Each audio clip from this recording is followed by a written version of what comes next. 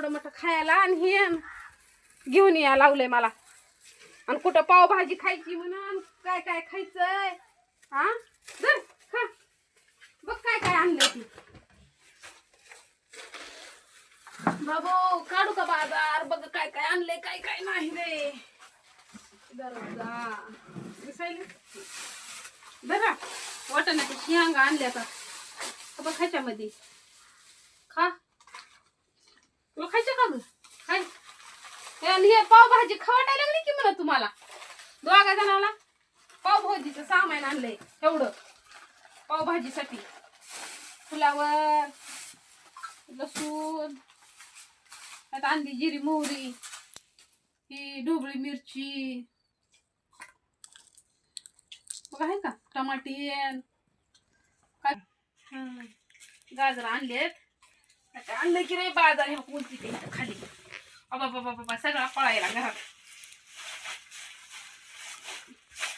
भरायला सामान घे रे बाळा. खायला लागलं बाळ तर माझं जिलेबी भजे चांगले आहेत का रे. मेथीची भाजी लय भाजी होती आणि स्वस्त होती ह्या बाजारी भाजी. हे बघ 3 जुडी आणल्यात.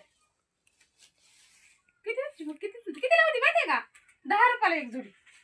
10 रुपयाला 1 जुडी. ओके गाजर आणले तर गाजराचा हलवा करायचा ना.